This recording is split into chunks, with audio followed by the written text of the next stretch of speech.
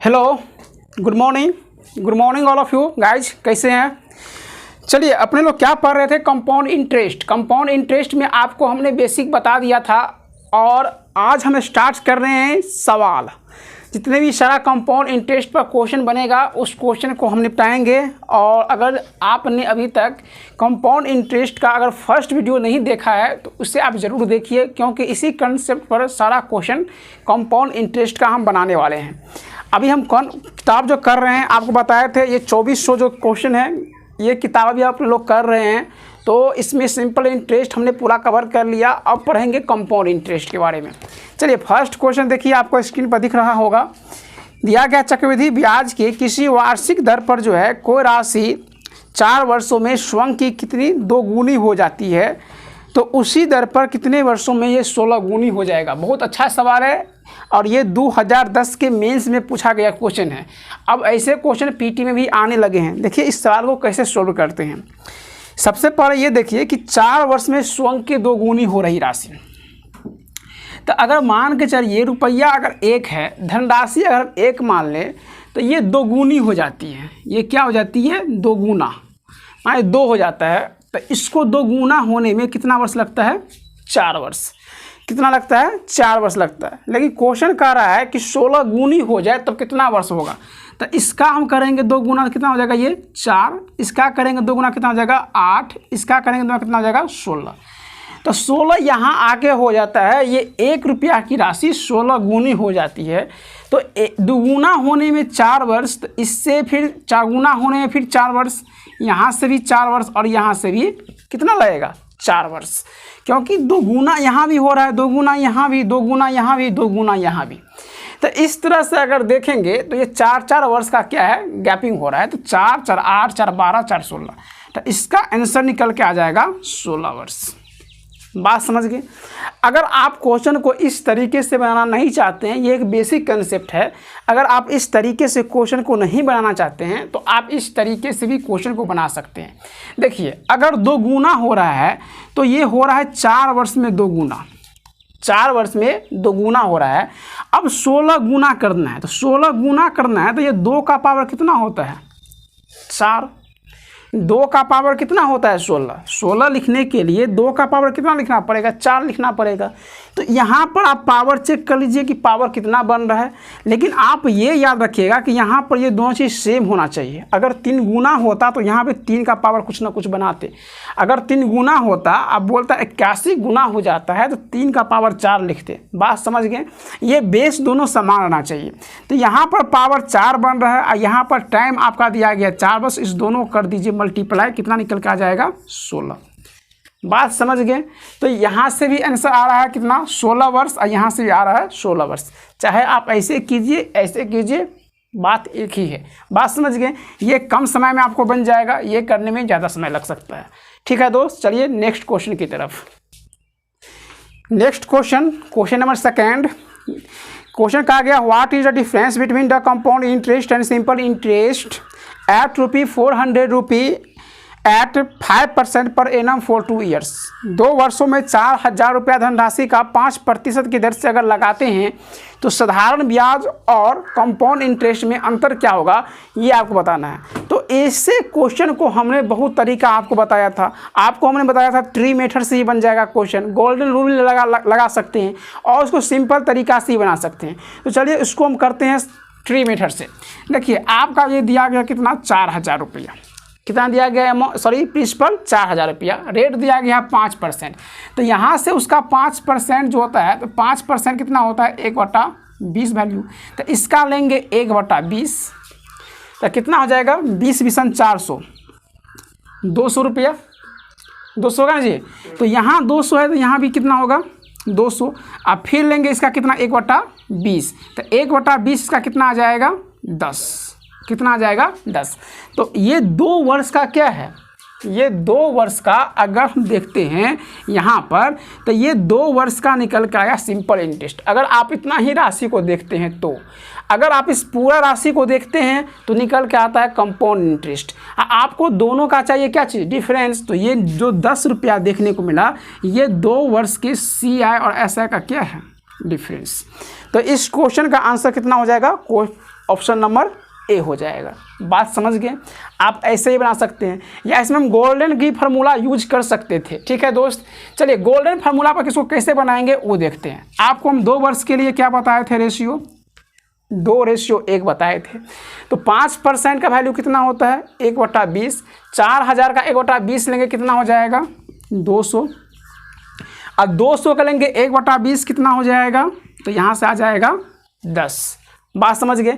हमने क्या बोला था, इस दोनों को मल्टीप्लाई करने के लिए कितना हो जाएगा 400। ये मल्टीप्लाई करेंगे कितना हो जाएगा 10। तो अगर हम इस दोनों पूरा को जोड़ते हैं तो ये निकल के आता है 2 वर्ष का CA। क्या निकल के आता है 2 वर्ष का कंपाउंड इंटरेस्ट। अगर आप सिर्फ इतना ही शामिल करते हैं तो ये क्या हुआ, ये 2 वर्ष का SI हुआ। तो ये राशि जो है यही क्या है 2 वर्ष के CI और SI का डिफरेंस है। बात समझ गए?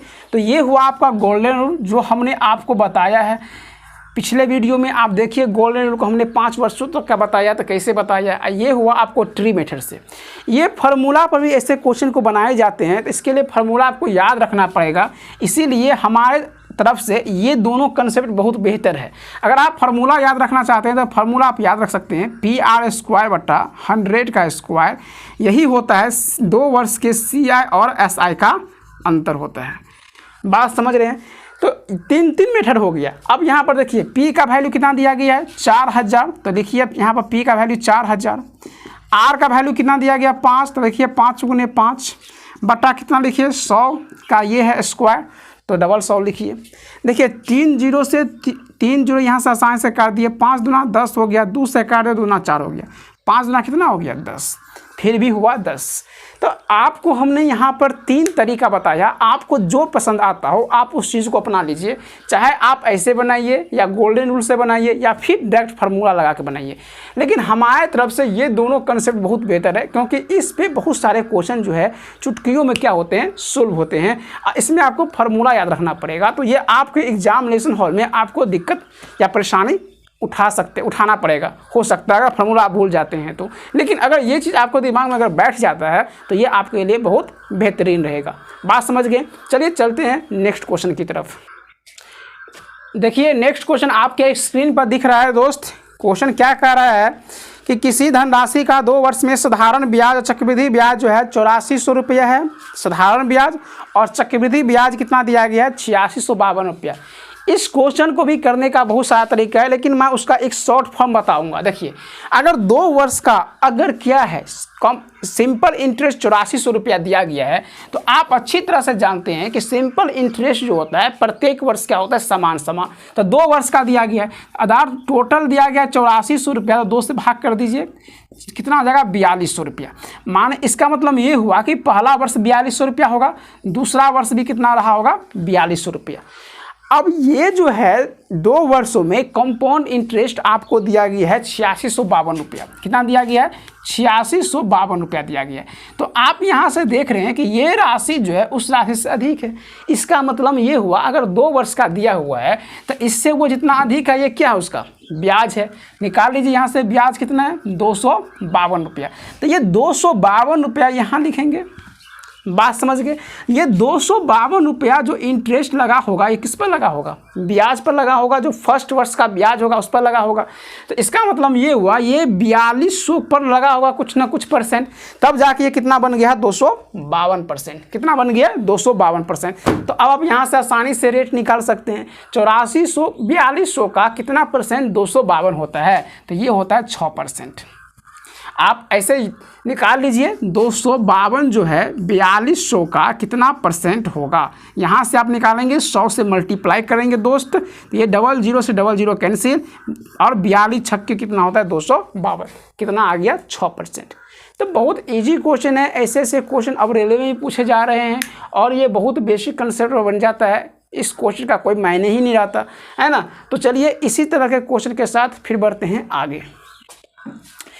देखिए दोस्त नेक्स्ट क्वेश्चन आपके स्क्रीन पर दिख रहा होगा। क्वेश्चन नंबर दिया गया है 4। दिया गया the compound interest on ₹6250 at 12% पर annum for 1 year compounded half yearly is बोला गया क्वेश्चन में कि अर्धवार्षिक रूप से अगर हम ब्याज को संयोजित करते हैं तो 12% प्रतिवार्षिक की दर से 6250 रुपया जो है एक वर्ष में कितना ब्याज हमको देगा। देखिए यहाँ पर दिया गया आपको क्वेश्चन में क्या चीज़, हाफली। तो सबसे पहले समझिए हाफली में होता क्या है, आपको हाफली में जो होता है ये रेट जो होता है वो आधा हो जाता है और टाइम जो है ये आपका कितना हो जाता है, दोगुना हो जाता है।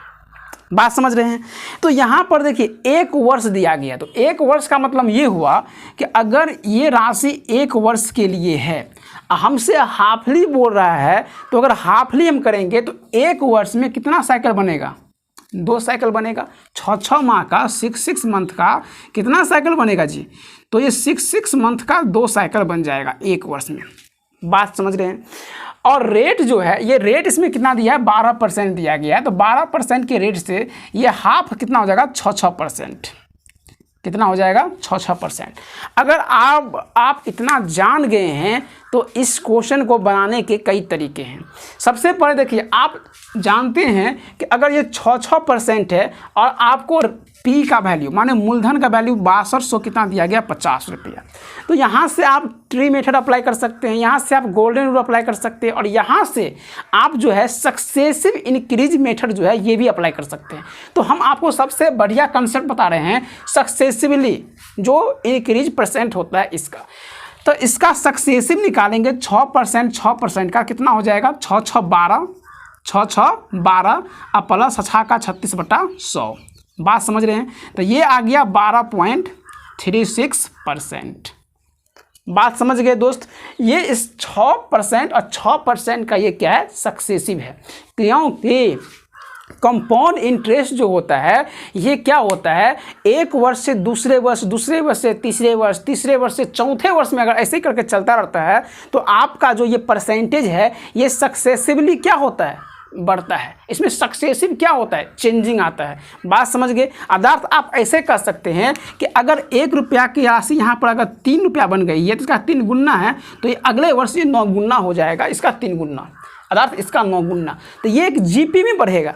ये एक परसेंटेज सक्सेसिव है। ये क्या है, माने ये परसेंटेज जो है आपको ये सक्सेसिव देखने को यहाँ से मिलेगा।